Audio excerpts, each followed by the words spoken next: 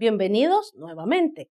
En esta ocasión hablaremos sobre la normalización de los procedimientos contables, ya que su producto, que es la información financiera, base importante para la toma de decisiones, debe cumplir tres características no excluyentes para que sea aceptada por las partes interesadas sobre el comportamiento económico de la empresa. Estas características son utilidad. La información debe adecuarse al propósito del usuario y para que sea útil en la toma de decisiones debe ser oportuna, relevante, veraz y comparable. Confiabilidad. Cuando la información proviene de procedimientos estables, su registro es objetivo y hay evidencia del mismo que lo hacen verificable, existe una plena razón para ser aceptada. Y provisionabilidad. La información debe tener fronteras precisas en el tiempo, lo que determina la calidad de la toma de decisiones. Y al haber periodos establecidos, se puede utilizar la información anterior para comparar e interpretar resultados e información de periodos posteriores para lograr proyectar y prever situaciones futuras. Nos basaremos en la lógica de la pirámide de Kelsen, sin entrar en detalle de la misma, para poder definir los lineamientos que guiarán la lógica a seguir en la aplicación de la contabilidad y que ésta pueda ser aceptada por los tomadores de decisiones, ya sean externos o internos. Y la cúspide de la pirámide vamos a tener la normativa, que debe cumplirse en primera instancia y en ella veremos las normas contables profesionales a nivel internacional y las normas contables legales en nuestro país. El siguiente, las reglas particulares, que son emitidas por una organización para uso interno, establecidas por políticas basadas en las normas anteriores, pero también en la práctica y la naturaleza de sus funciones, con el fin de facilitar la interpretación de la información. Estas reglas se dividen en reglas de evaluación, que indica cómo se deben cuantificar los hechos, y reglas de presentación, que es la forma adecuada para la entidad de cómo estructurar esa información final de la contabilidad. Y por último, tenemos el criterio prudencial. Si en el hecho contable no se apega a los criterios anteriores, se puede utilizar el juicio profesional, basados en los conocimientos técnicos y la experiencia, para poder solventar ese impasse y tomar la vía de solución más conservadora. Por ejemplo, ¿qué hacer con una cuenta por cobrar emitida en muchos años anteriores y que no ha sido cancelada? Bueno, en cuanto al uso de las normativas internacionales contables, que son generadas a través de organismos rectores, en este caso vamos a tener dos grandes organismos que influyen en la determinación de los lineamientos para la presentación de la información. Vamos a tener primero el Consejo de Normas de Contabilidad Financiera, FASB, siglas en inglés, que es un organismo privado de Estados Unidos que ha establecido desde los años 70 los principios contables generalmente aceptados, que, como ven aquí, surgieron en otros organismos que luego le dieron pase a la FSAB y que ahora vamos a entender como lineamientos y procedimientos y prácticas que requieren una empresa para usarlos en el registro y reportes contables. Esto según Nicolai y Bali en 2001. Y el Consejo de Normas Internacionales de Contabilidad, IASB, que es el otro organismo, antes IASC, todo esto en siglas en inglés, que aglutinan organizaciones profesionales de diferentes países, desarrollando normas contables a nivel mundial. En ellos, cuando era IASC, teníamos o emitió la norma internacional de contabilidad y a partir de ello ha ido evolucionando en la emisión de normas y actualmente tiene las famosas normas conocidas como las normas internacionales de información financiera para las pequeñas y medianas empresas y también las normas internacionales completas. Entre estas normas y los principios contables generalmente aceptadas existen marcadas similitudes, pero también existen diferencias que aún no han podido conciliar, pero en los últimos años ambas organizaciones, a través de diferentes países, han tratado de hacer una convergencia de normas para lograr un lenguaje común. Sin embargo, aún no hay nada en concreto. Veremos ahora, entre los principios contables generalmente aceptados más destacados, los siguientes. Entidad. Se debe determinar al sujeto a quien se le llevará la contabilidad y sus acciones son independientes aún de sus dueños. Realización. Se debe registrar todas las transacciones. Estas pueden ser de dos tipos: con otros entes, por ejemplo, la compra de materiales, que es una relación con proveedores, o también de transformaciones internas, como ejemplo, el pago de los salarios a los trabajadores. Período contable. Asegura que la información se presente a intervalos regulares en el tiempo. Generalmente son periodos mensuales y para fines fiscales el periodo se agranda a un periodo anual. Acumulación. Se registran los ingresos y los costos a medida se devengan o incurren. No necesariamente debe haber desembolsos o recepción de efectivo. Por ejemplo, tenemos una venta al crédito. Valor histórico original. Todo bien o servicio debe registrarse al costo real en el que se ha adquirido y no en algún estimado.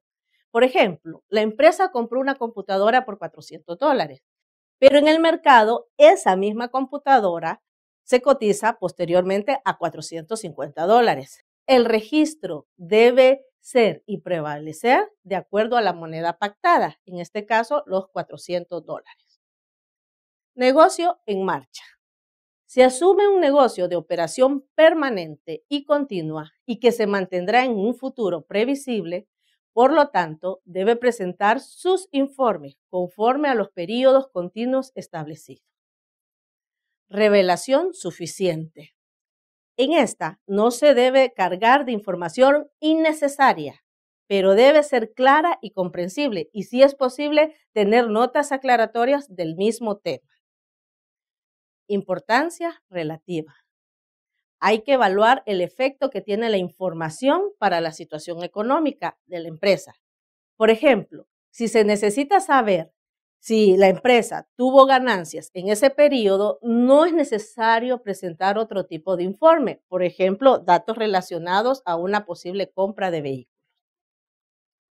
Comparabilidad o consistencia.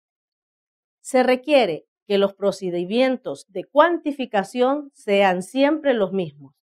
Al hacer un cambio, siempre es necesario informar y justificar a las entidades pertinentes.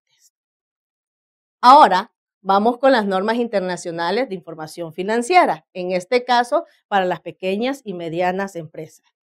Presentan características cualitativas que deben tener la información a presentar en los estados financieros. Entre estas características tenemos comprensibilidad.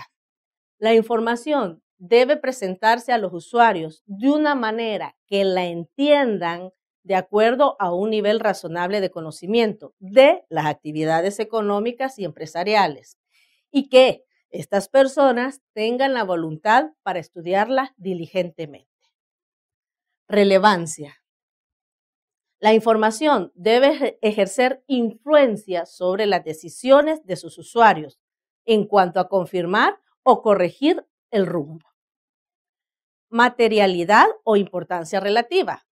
Si la información se omite o se presenta en forma errónea y este hecho influye en las decisiones económicas, no hemos cumplido esta cualidad. Fiabilidad. Para lograrla, la información debe estar libre de error significativo y sobre todo sesgo, por lo que se debe evitar el tratar de conseguir un resultado predeterminado. Esencia sobre la forma. También es conocido como sustancia sobre la forma. Su objetivo es mejorar la fiabilidad de los estados financieros, pero a veces es necesario realizar las transacciones de acuerdo a su realidad económica y no al frío apego de la forma legal. Prudencia. No debe permitirse ningún tipo de sesgo. Al realizar juicios sobre estimaciones de la información se debe ser precavido para no sobrevalorar o subvalorar los elementos claves. Por ejemplo, tenemos las ganancias o pérdidas en una empresa. Integridad. La información debe ser completa, siempre respetando las características de materialidad y costo de la información. Comparabilidad. Los informes deben generarse homogénea y coherentemente para dar la oportunidad a los usuarios de comparar los informes realizados a lo largo del tiempo, asimismo con la información de otras entidades, y la empresa debe generar y dar a conocer las políticas contables para lograr la coherencia y, si se declaran cambios obligados, darlos a conocer. Oportunidad. Es proporcionar la información dentro del periodo pertinente de la decisión. Y equilibrio entre costo-beneficio. Se debe evaluar si el costo de cambiar procedimientos u obtener cierta información soporta un beneficio a la hora de tomar decisiones. Si es así, se procede al cambio. Nos centraremos en las entidades que deben llevar una contabilidad general en El Salvador con respecto a estos aspectos.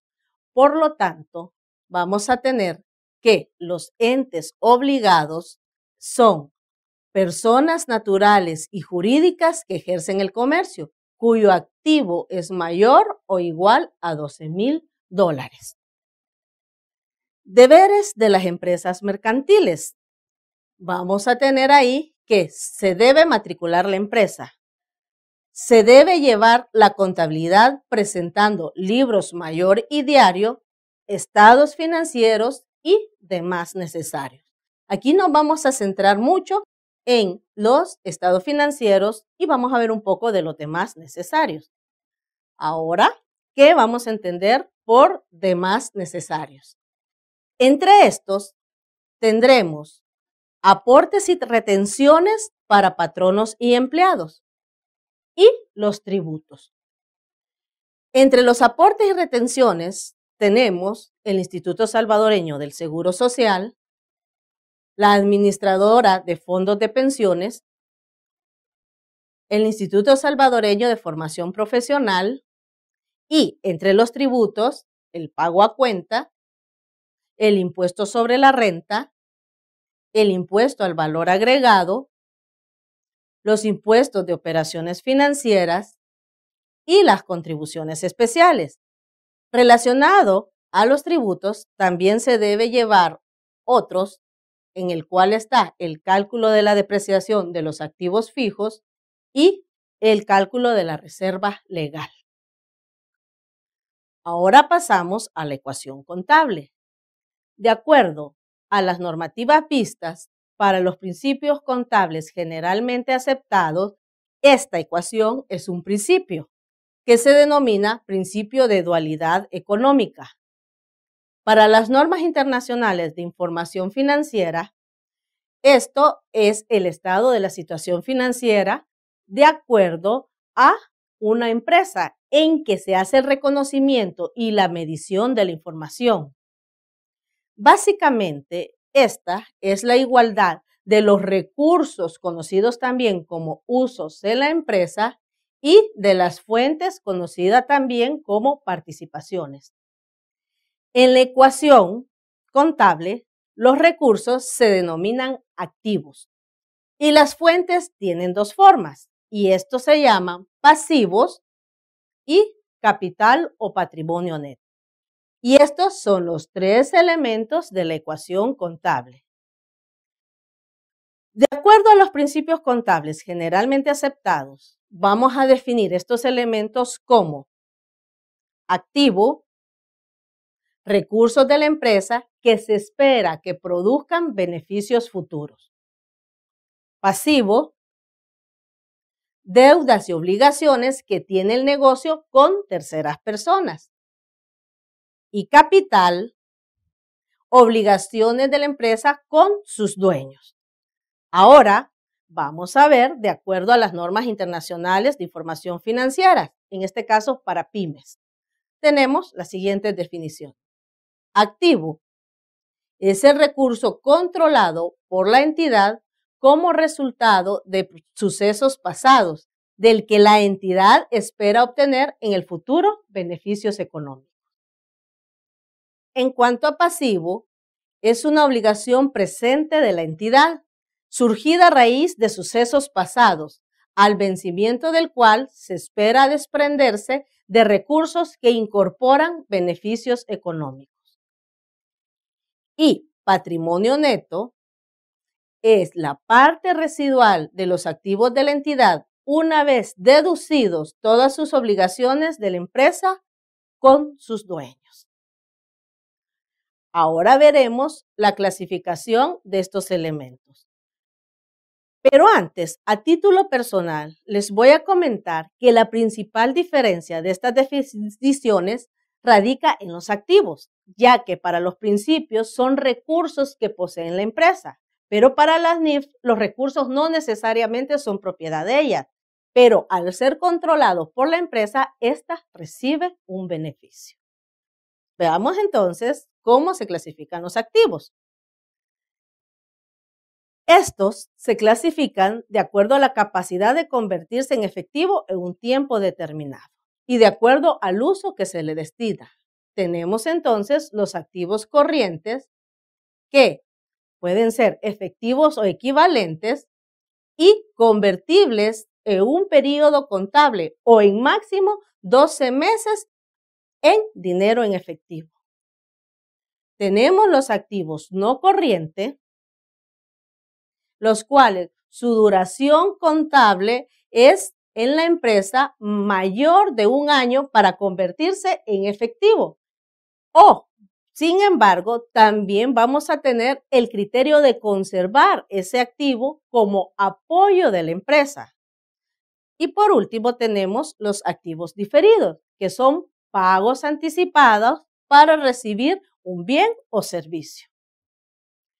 En cuanto a los pasivos, se tiene la misma lógica, teniendo corrientes que se esperan liquidar en el transcurso del periodo normal de la empresa, o sea, dentro de un periodo contable, o convertibles en periodos máximos de 12 meses. Esto significa que puede tener más de un periodo contable, siempre y cuando sea menor o igual que un año. Y no corrientes son pagaderos en periodos mayores de un año. Por ejemplo, tenemos el pago de una hipoteca.